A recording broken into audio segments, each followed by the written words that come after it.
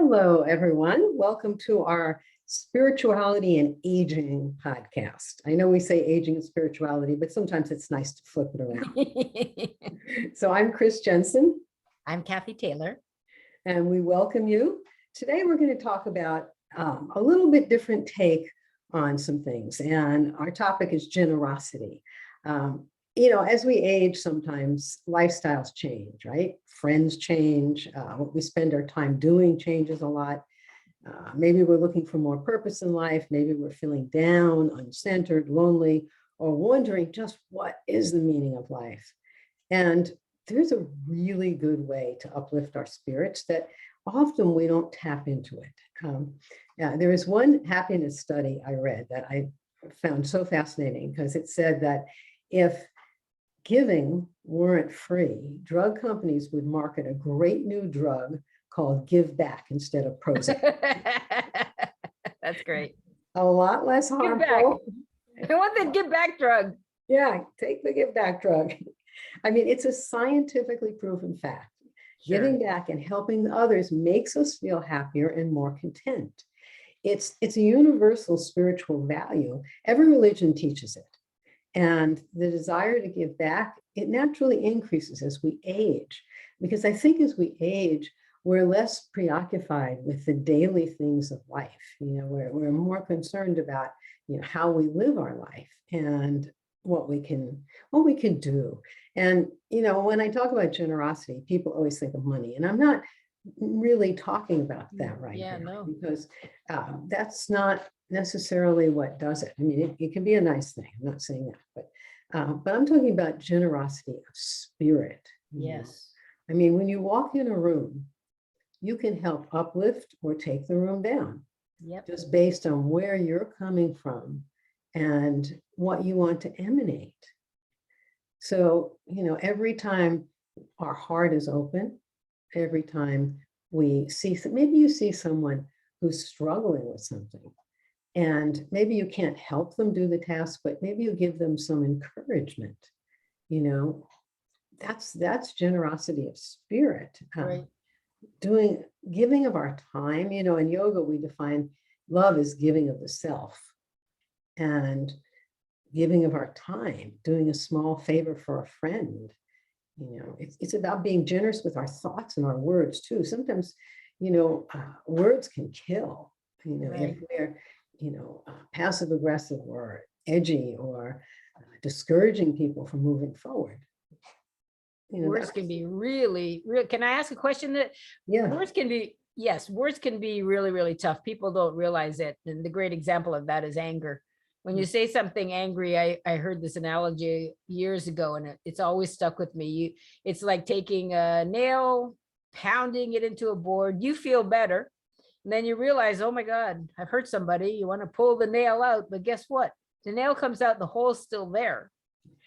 Anger is a really detrimental thing, but I really wanted to touch on that idea of giving back, because when women are, this is my experience, and many other women that I've spoken to, so I'm hoping that, some of our listeners are feeling this way as well, but we are often, as females, nurtured and grown into an idea that it's our jobs to give back. It's our jobs to be taking care of other people all the time.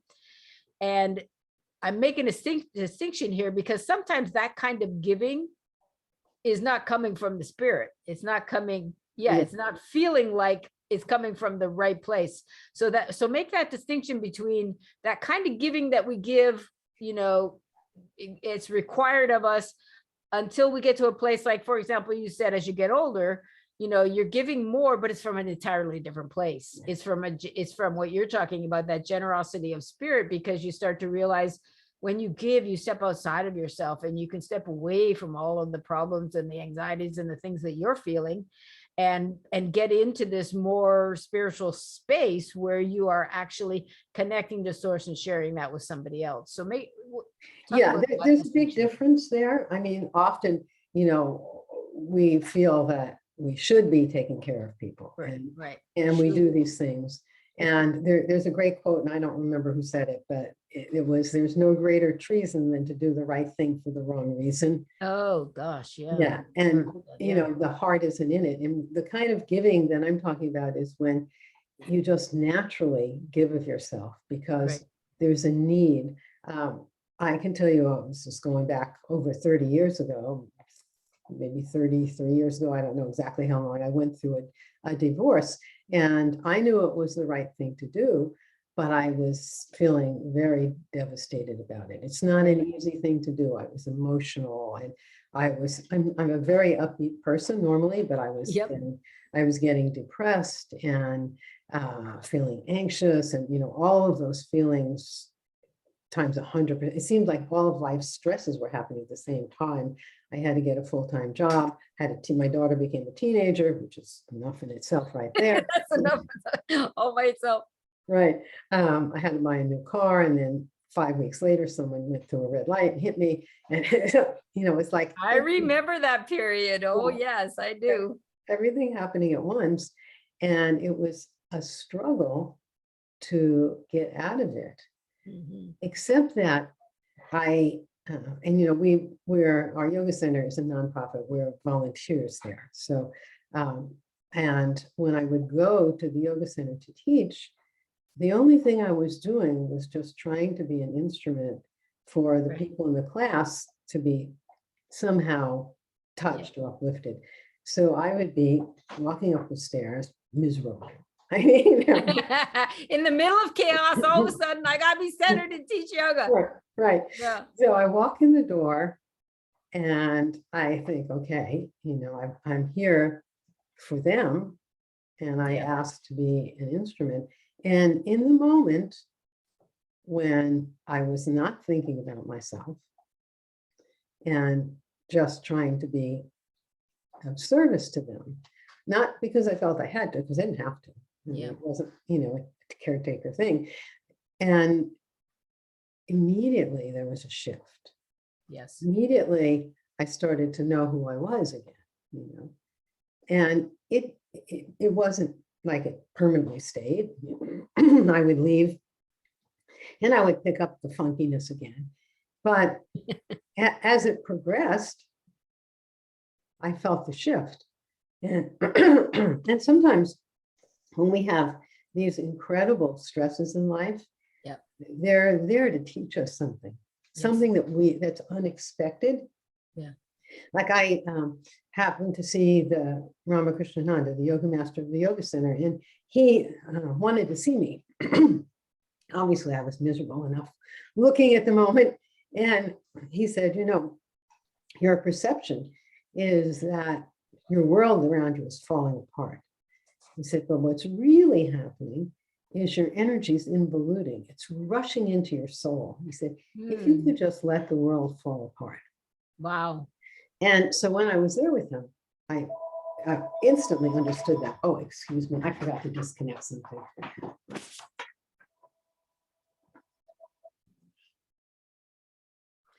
So while I was there with him, it was like this, oh yeah, I felt it. And then I walked, because in that moment, what he was doing was just that, being that instrument, that service. Yes.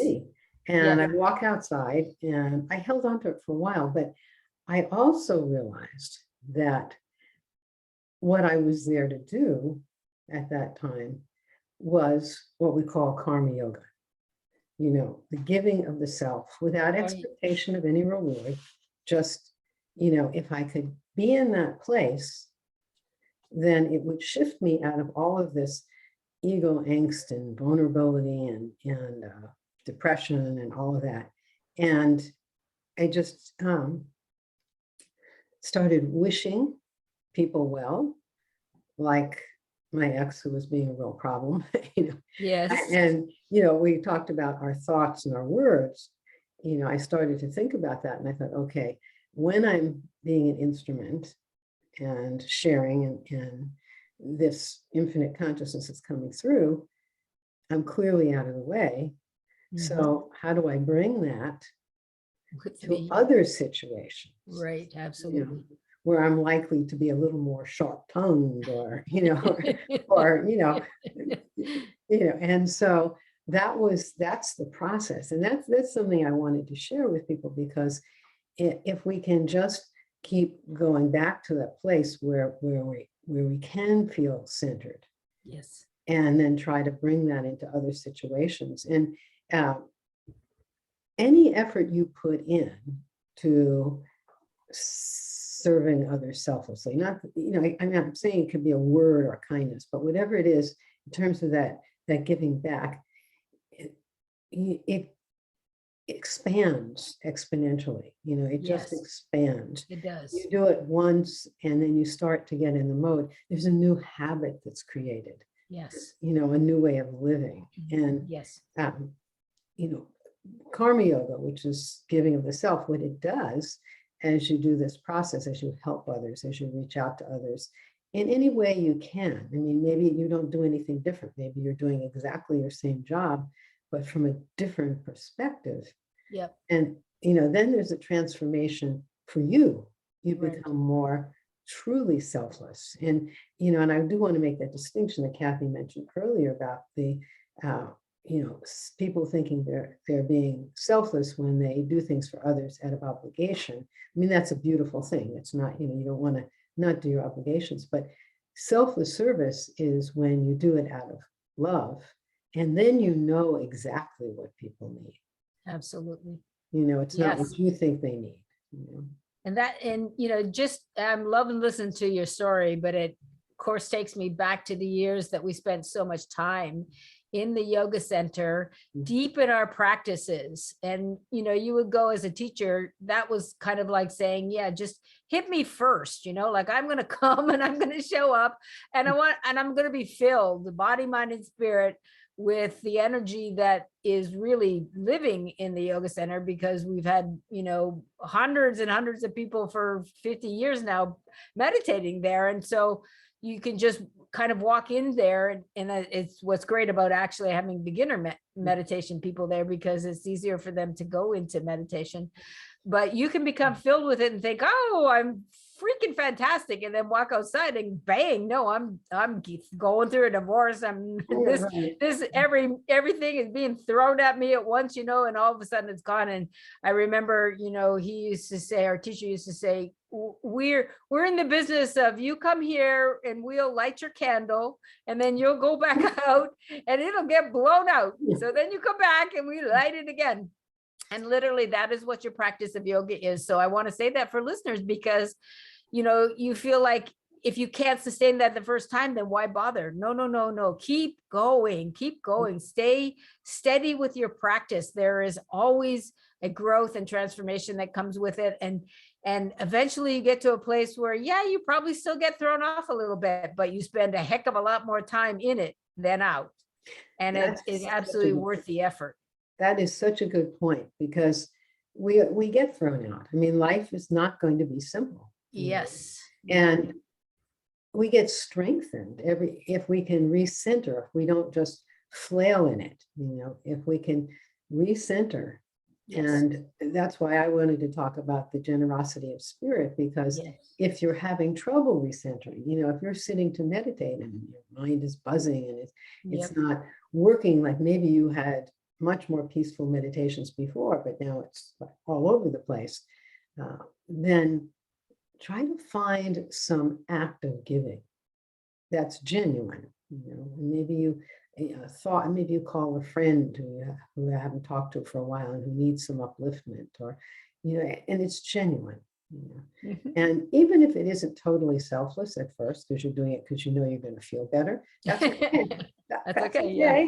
Because eventually, you will. And that's why, scientists who are not necessarily doing yoga are saying that, giving back is such an incredible way to be happier, because in that moment when we're giving back, we're not thinking about ourselves. We're not. And we're not caught up in the problems. Our energy is not tied up and focused on what's wrong. But what, this brings up a really interesting question, and that is, how does prayer fit into this idea of selfless service? Well, you pray to be selfless, right? Right. No, but prayer is important because when we pray, very often we're almost praying just for things we want. Yeah. And what if we, if we can turn that around and genuinely pray for others, Yes. for their well-being and wishing them well, act of goodwill for them. Yes. And what if we pray for us to experience God's love, instead of our laundry list of things that we want? Yes. Because when we're praying for what we want, that's a good thing. I mean, it's not a bad thing, but it's also keeping us in that mode of ego dominance. Yeah. I mean, what happened to me in my situation there was, I got knocked out of all of that. Everything I knew and was controlling my world was falling apart. And when that happens, it creates a shift in you. And that's a shift that you want to, you don't want to have to go through that kind of stuff to do. If you can, just make that effort. If we make that effort, like after that, when I recognize, that nice things are pulling me in different directions, I go straight in to my meditation spot. Right. And, and if it's my mind is busy, if it's not great, then I do some act of service. I ask, what can I do? Well, and okay, that's really good what you just said. And I keep thinking about the fact that, when you begin in your practice of yoga, and sometimes for many years, you can feel so devastated when you get knocked off the horse. Like, I'm never getting back. You get so low. I'm never getting back on. This is never going to work. I suck. The whole deal, right? And you feel like you don't even have anything to give somebody else. And I'm saying this for anybody who might be feeling like that, who is listening, because at that point, there is no doubt when you are at the low of low, you can still pray. And I remember when I was going through divorce, I really learned what prayer meant to me, because I didn't understand it on a personal level.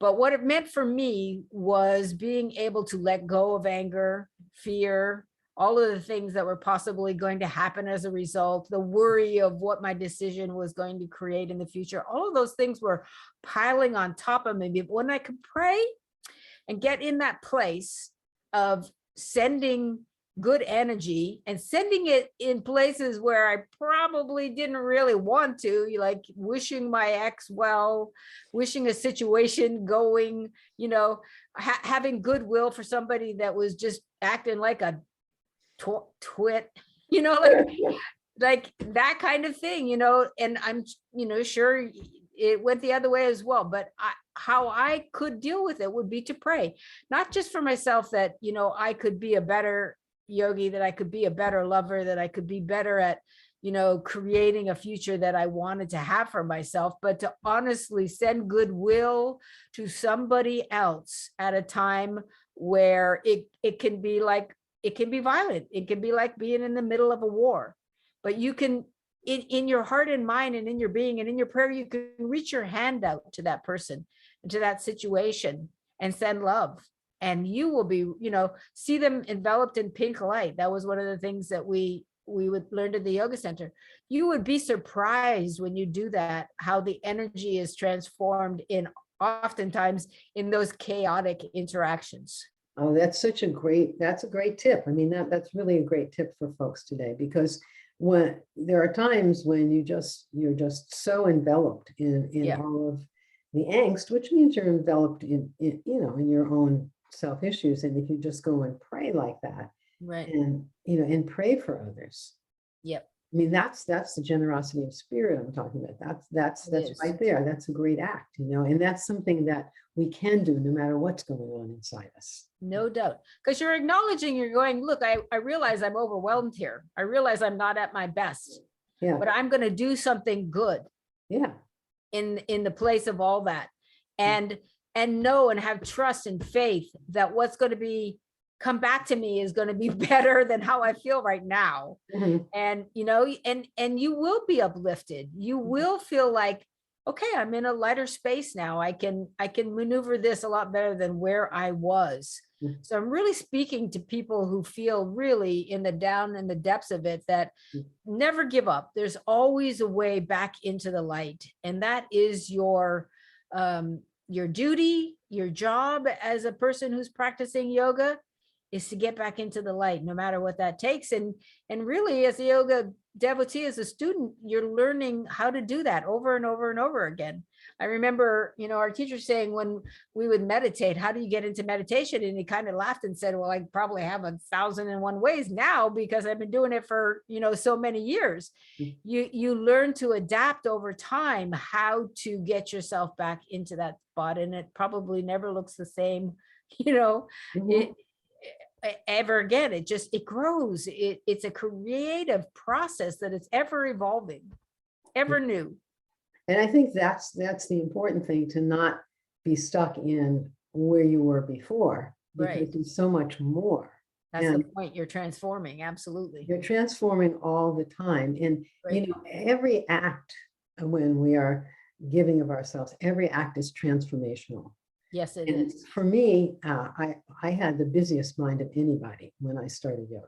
I mean, I remember going to my first advanced class session, and I was in the back of the room, and I could barely meditate. And when Ramakrishna Ananda introduced people, and he said, we've had people who come here who could wrap their legs around their head, or they could go into a very deep experience the first night. And he said, but they're not the ones who make it in yoga. He said, they're usually gone pretty quickly.